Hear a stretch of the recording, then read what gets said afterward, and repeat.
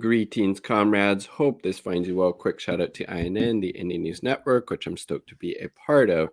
So, thankfully, I don't know if it's super surprising at this point, but Kshama Sawant defeated that right-wing reactionary recall campaign against her. So all the liberals and conservative hacks in Seattle and big money and big business were once again defeated by the small, but very powerful and dedicated grassroots movement. And the last election, this big Amazon money tried to defeat her.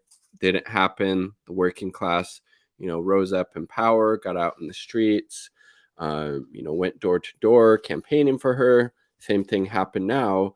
And the campaign against her was bankrolled by big business interest in the U.S. by the billionaire class, by the capitalist class, and this is the fourth time that she's defeated, or has won, an election, in this case, defeated it, right? So just a positive sign, right? Because we don't have a whole lot, I guess it depends where you look, right? We don't always have a whole lot of, positive things to highlight, but this is definitely one of them, right? Um, Right wing recall defeated how Kshama Sawant and Socialist Alternative won again. Again, that's the party she is a part of. She's not a Democrat, right? And I think that, really speaks volumes, frankly. For the fourth time, Socialist Alternative leader and Seattle City Council member Kshama Sawant has won election, this time while facing off against a racist right wing recall backed by big business. This victory is a vindication for class struggle approach to elected office, an example of successful independent working class politics, and it's full of lessons for working people in the socialist left. This was the most difficult election we faced since Kshama came to office in 2013. Seattle had never seen a December election, a timing consciously engineered by the recall drive to drive down voter turnout among workers, renters, and young people and people of color. Corporate PAC with the Orwellian name of Better Seattle poured hundreds of thousands of dollars into constantly bombarding voters with lies and deceit in TV, web, and mail ads. Meanwhile, the Kshama Sawant Solidarity campaign was denied ads by Google, YouTube, and Hulu. Corporate PAC weren't the only ones spreading dishonest information about Kshama Sawant. And the right-wing recall, yeah, I saw some bullshit from the Seattle Times. I was also listening to a local radio station that was also putting out some bullshit too. Due to our ability to win victories that infuriate the ruling class and political establishment, the corporate media, especially the widely read Seattle Times, has carried out a constant drumbeat of misleading, underhanded attacks against Shamas and our movement over the past 8 years.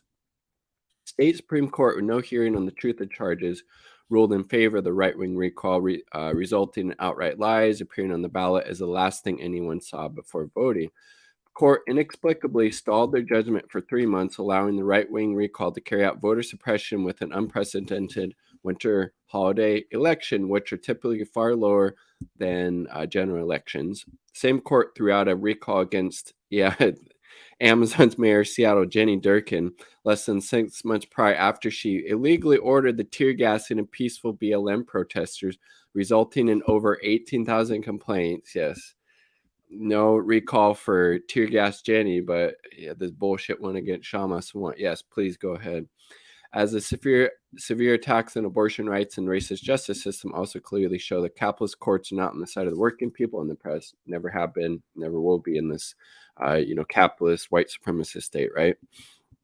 And Shama's 8 years in office, her leadership in socialist alternative work in Seattle has been a beacon for how Marxists can lead working people and the oppressed to crucial victories, from making Seattle the first major city to win a $15 minimum wage in 2014, quite a while ago, right?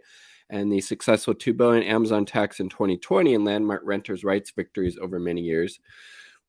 Our Marxist Council office and working class movements in Seattle have impacted lives of not only Seattle residents, but millions of workers nationally. Now we have a strong mandate to boldly continue our struggle against the right wing and the ruling class.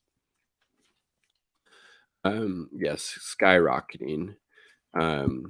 It's just insane cost of living here. And again, you see, this is the whole reason what she actually fights and advocates for policies that disproportionately benefit the working class is the exact reason these, right-wing capitalist class-backed recall campaign, was initiated against her, right?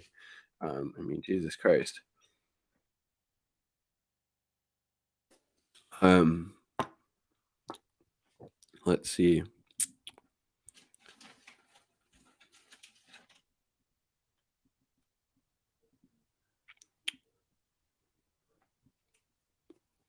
Wow, this is a lengthy article, but I will share it down below. But I just wanted to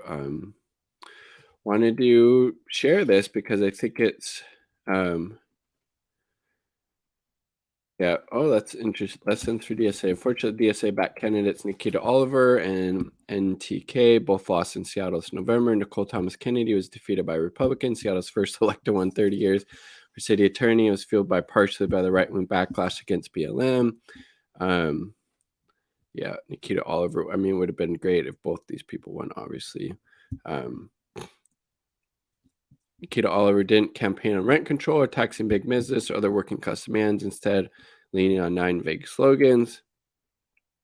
Clearly, what happened in Seattle with the contrast between the November and December election results counters the claim of some of the socialist movement that independent politics outside the Democratic Party is a death sentence.